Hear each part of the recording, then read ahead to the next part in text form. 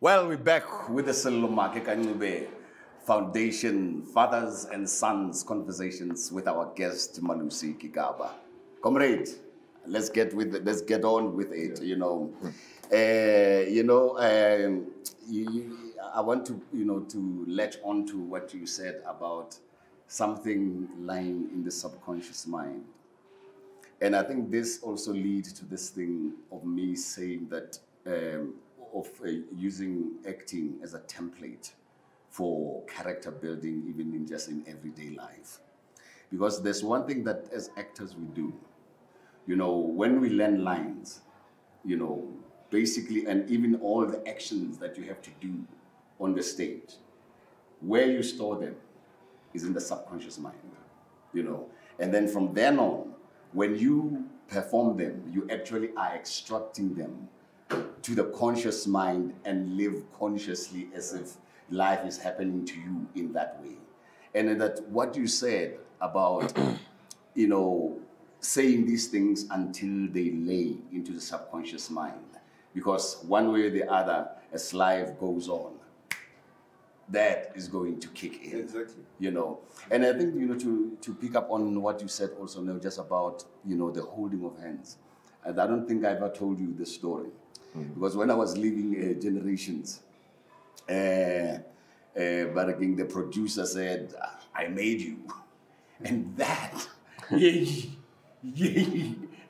got to me. I tell you what I did. I got into the car and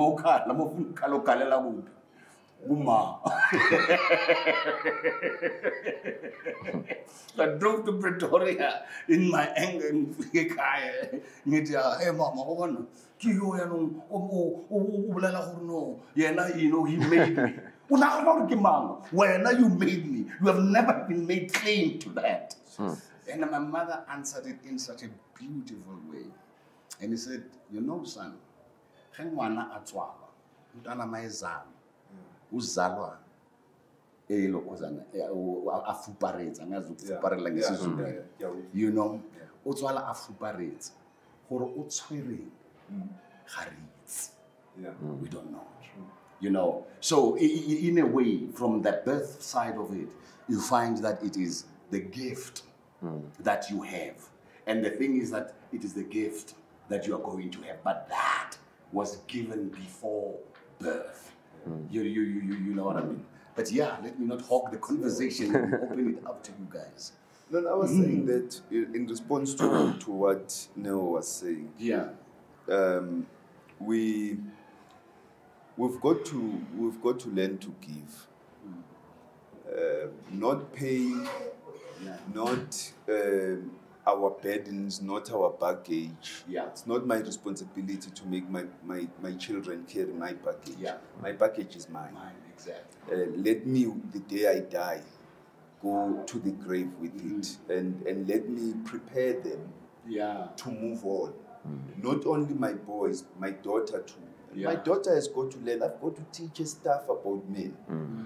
I've got to teach her. Because she's gonna interact with them as she carries on with her life. She's gonna interact with them. She's got to know them. She's got to know how they think, how they act, and how to be confident in their presence and to assert herself regardless of who they think they are, including those who at the beginning of life will be her superiors in the job or business environment. So the responsibility we have to teach our children should not just be a responsibility we confine to the boy child. Yes, the boy child is neglected.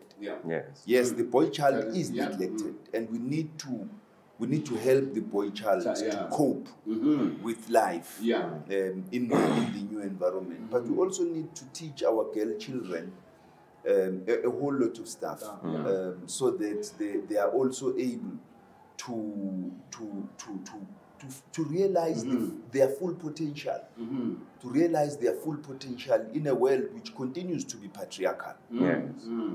So we're changing ourselves as we also try to change the world. But it must be a conscious responsibility on our part, so that it doesn't happen by mistake or through legislation.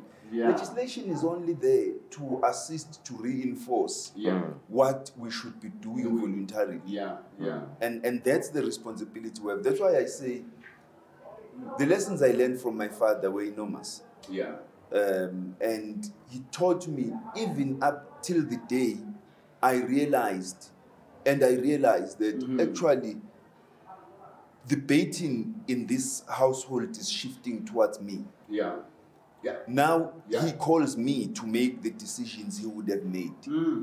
Now he calls me to do the things he would have done. Now he calls me to ask questions about my siblings that he could simply pick up the phone and call to ask them. But I realized that this guy is saying to me that this thing which was my responsibility all along, to look after all of you, I'm passing it on to you.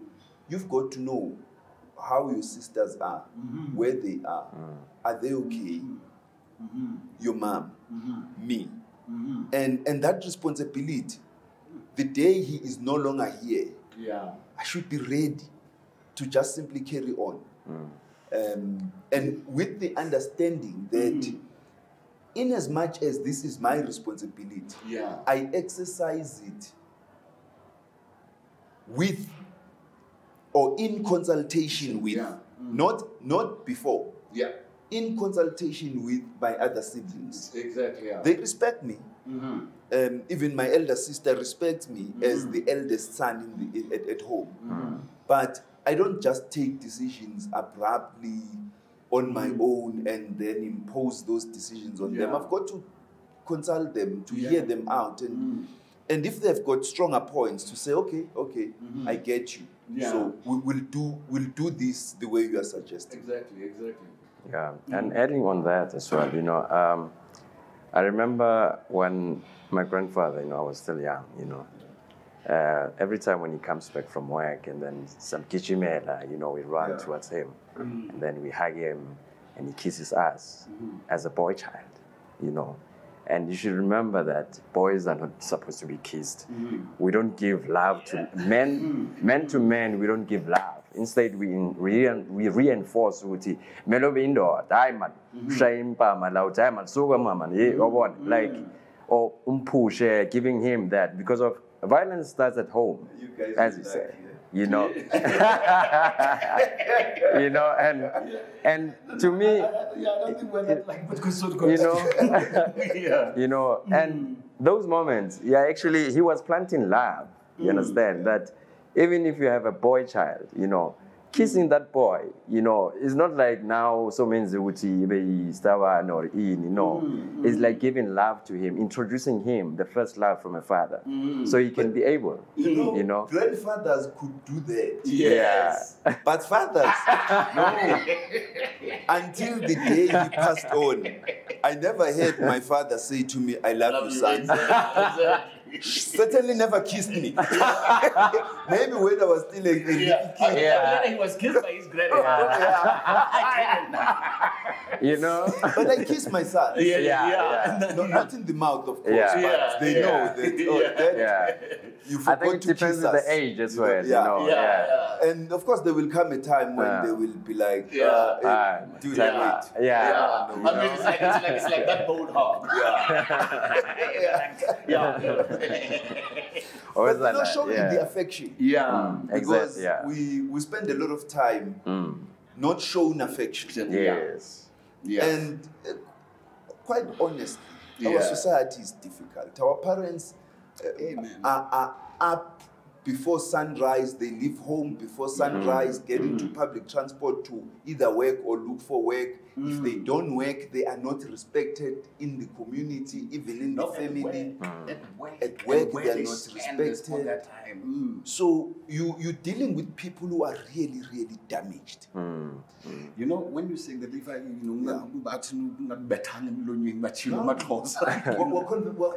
we're having a conversation.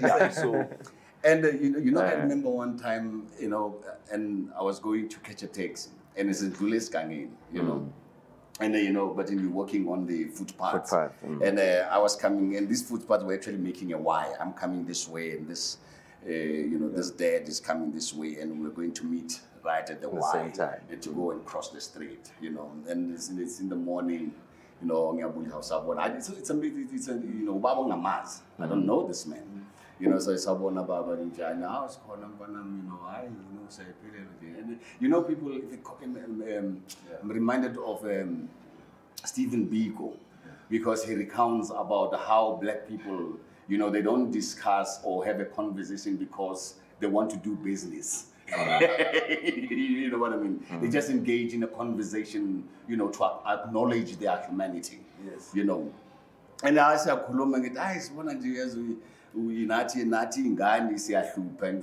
and this old man said something, you know, profound. And he said, no,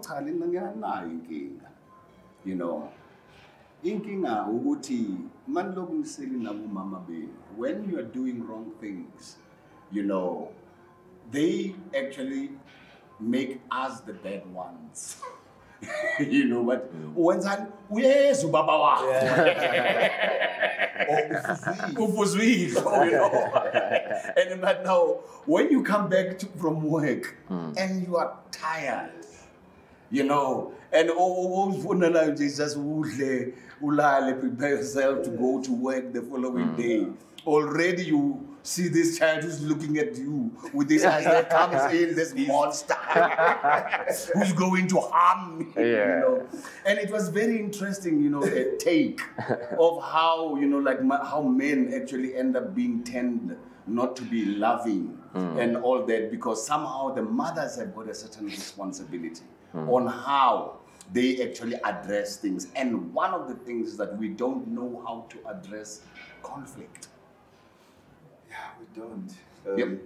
And you know, we don't. Yeah. And you are taught. I mean, you grow up. When I was at primary school, we had a lot of games. You know, there was one 20. Yeah. Now, this guy would just come, give you a nice hot clap, and you must choose whether you give him 20 cents or you fight for your own. And there were many such games. You know, you fight with the guy over something petty, like extremely petty. Because people would be saying, "Uchakakusabi." Awumsabi nawe. Awuhambe umgcwalisele. Awathatha inhlabathi wazoshaya ke. Uzoshaya kuqala ke uthi hayi. Awuyamsaba. Then isukile. And from there you have to pay the guy out. Until you learn to beat him. If you don't beat him up, you're gonna pay. You gain your respect. That's it. So we grew up in a bad environment. And you still see a bit of that even now with our kids. You know, the things that they will come back and say, and you wonder as a parent, how do I react to this? I say to my boy, you must report them to your teachers. Now that's a normal way of saying, you know, report them to the teacher, so that you don't have to do anything about it. Because I could simply say to you, you go back tomorrow and beat the daylights out of it. No, but that's what, you know, like umuyekhaya. Ukhalela. Hambe uyosishayela. And bakushayele kona lokho. You know, but we've got to understand the changes taking place in our society. Because I think quite often we don't try to understand them. And therefore, what we need to do, what type of conduct we need to reinforce among our children, so that they cope with these changes that are taking place. It's not the same as in the past. It's different now. And we must therefore learn as men and women and as partners. We must learn as partners to have a conversation. It's difficult. I know about myself. I sit with difficult things in my chest that I don't tell anyone. I don't talk about those things. But we need to learn to have a conversation about the future of the children, the future of the household, about things taking place, So that if the mother says to the child, I will tell your father what you did, the child must know that yes, you will. Yes, mom will tell dad. But not so that dad can penalize me. Yeah. But as a corrective measure. So that they sit together and say, okay, boy or girl, you were wrong in doing this. Or as you were saying, not say you were wrong. They say, you know what? In situations like these, try doing the following things so that you move them away from negativity. Exactly. Yeah. Negativity and move them along a different trajectory. So, the also the thing of apology that you were saying, that one of the things is that somehow we need to apologize to ourselves, for the things that we have done. And I went through that kind of a process where I looked back on the things that I have done, and especially to the mothers of my children. I mean, I've got 6 children, 6 different women. And, I actually even discovered how leaving children, that becomes invisible violence, that you mete out on the mother and the child. With my eldest son, who I was always present, only came to live with me at 14. But the harm that I was not there every day, and it goes to this thing that you said, that we have to mark the register every day. Yeah.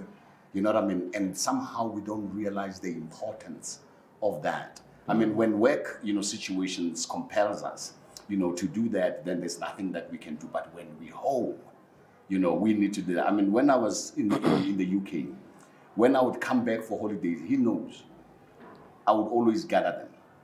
You know what I mean? And gather them, and after that even maybe have one-on-ones with them to hear what are their issues, But you said earlier that being a father, we must realize, is a responsibility. Yeah.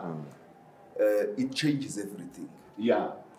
You cannot both be a father and a great friend to everyone. Well, yeah. No, my children come first. Yeah. So my friends must know. No, exactly. And my friends know that when I say to them, it's time to go home. Yeah. My children are expecting me. Yeah. I'm going home. I don't care what fun you people and I might be having, but when I say to my friends that, guys, how do we change this behavior for other men to realize that? We've got to talk about it. Talk about it. When I say to someone, it's 8 o'clock, well, it's 7 o'clock, I must take my boys to bed at 8. I don't care what we're doing. I'm saying this because I'm also thinking how, for instance, at the moment, the talking comes in different ways. Yes. And we have television. Yeah. That basically, it is story time. Yes. It's storytelling. I mean, the picture of story time, Amabali, where you find you sit around the fire. Yeah. Now you don't sit around the fire. You sit around the television. Yes. Though these, mobile screens are actually creating separations now. Yes. But this is where the information can go. This is where model behavior can do, and we have to come up with the telling of stories. Because even, like when Mabe is one, that taught us something about life. And we should begin to do that. Okay, not necessarily all the time. I'm thinking of some of you I used to listen to. Okay. That I still don't know what was the purpose of them. Okay. But no, you are right. You are right. All of us, now you're bringing now the contradiction of a media dominated by Western values. Yeah. And an African society with African values, and how they conflict at crucial times. I like the distinctions that we've made, because most of the time what we tend to do, we talk about culture, but it is more on values than on culture. But please, So they clash bitterly because you look at at Mr. Moroka, patriarch. Yeah. Yes, the family is an extended family, and they try to maintain that. Yeah. But there is a patriarch of the family. Yeah. But the family is also westernized. Yeah. So a great deal of what we are talking about, there is no calling the sons, all of them, and saying, okay, boys, now, hey, guys, and they are being made to go fight it out there for who is going to be the successor to the family reigns. It works in the Western culture, but in African cultures it's different. You know, there are people who are born cut out for these responsibilities. Yes, they can abdicate. Yes, they can prove themselves unworthy. And be changed. That's it. But we've got to try and bring that harmony. Because media plays a significant role in our lives. We must bring that harmony between the media and the practical daily living experiences of our people, and what we want to reinforce and understand. I was raised by a priest, but that priest understood that he was also an African. So he didn't try to bring Western Christian values into the family. He also brought the African values and tried to blend them. He may not have been perfect in doing it, but he did try. And that's when I understood my role as Inkosana Ekaya. And it didn't just say, I know you are just one of the boys, you just happen to be the eldest boy, but you are second born among my children. You all are equal. No. He made me understand the responsibility of the leadership that I would have to carry both while he was here and especially when he was no longer around. So we need to try and bring this harmony between the role of the media in enforcing certain values and our daily living experiences and in changing, including in creating the conversation. So there are several conversations we need to have as a country. There's one with our boy children. There's a conversation between men and women. And between partners, whether they are men, women, just partners. So that we can talk about what values we are going to inculcate here. And what are we going to try and teach our children. Because you can't teach our girl children to be takers. Take. The role of a man in your life is to provide for a good life and this and this and that. You have no responsibility. You must just keep on taking. And you know, when we say we need to talk, what do we mean? No, because a man has a way of talking and a woman has a way of talking. Absolutely. And we both need to shift from where we are sitting. We need to shift. And come and combine at a certain point. Closing remarks. I know you, but your closing remark. No, my closing remark is that this is a very important conversation. And I hope more people would participate in such conversations. As I suggest, we need a conversation among men, between fathers, among men. Yes. That's one level of conversation among men. Absolutely. The second level is between men and women, and between men and boys. Well, Bob Gigaba, thank you very much. No, thank you very much. Hey, you've heard out there. Let's begin to have these conversations. Let's sow the seeds of change. Let's sow the seeds of being better human beings. This is me, Selomake Kanube, and our guest saying, Toodaloo, arrivederci, sayonara, how would say, salangahle.